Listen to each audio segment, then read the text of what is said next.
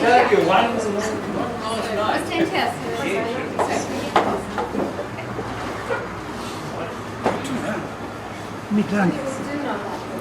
I didn't know.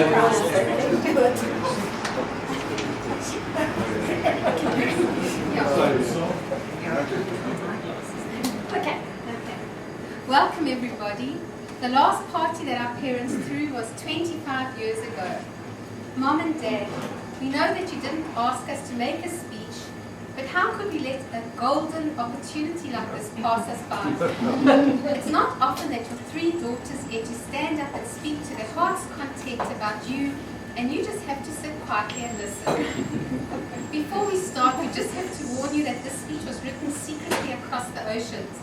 As we have all had a few eventful days together and no time to practice, we hope you'll put up with our very rare lack of perfection. So, 50th wedding anniversary speech. What on earth do you say? So we decided to go online and ask our friend Google what some famous people thought about marriage.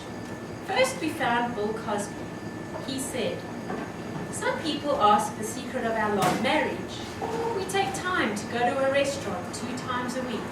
A little candlelight, soft music, some dancing. She goes Tuesdays, I go Fridays."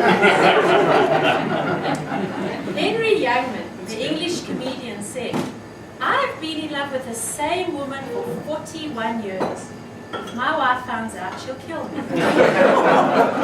And Oscar Wilde said, "A good marriage would be between a blind wife and a deaf husband." Groucho Marx said, "Marriage is a wonderful institution, but who wants to live in an institution?" And then there was Zaza Gabor. She said, "A man in love is incomplete until he is married. Then he's finished." Well, clearly, Google didn't help us at all write our speech. So we thought, what do we know about Avis and Sid that we can work into a speech? Then it became clear. Movies. Somewhere in the early 80s, we couldn't actually ask our dad for the real date because then he would have known that we were planning something. We awoke to find 4 Betamax video machines on our parents' bedroom floor. Dad thought that starting a small video business out of Plaza Cafe would be a brilliant idea.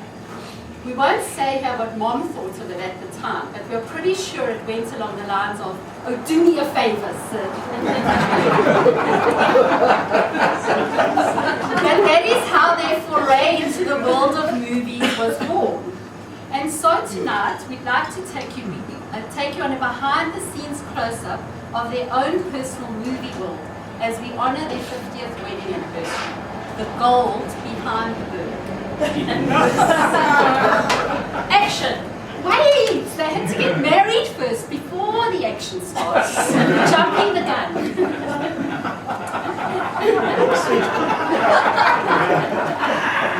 Those are the casting directors. Before our movie can begin, we would need to hire their ideal cast. We would have to place Gerald and Joan in this role.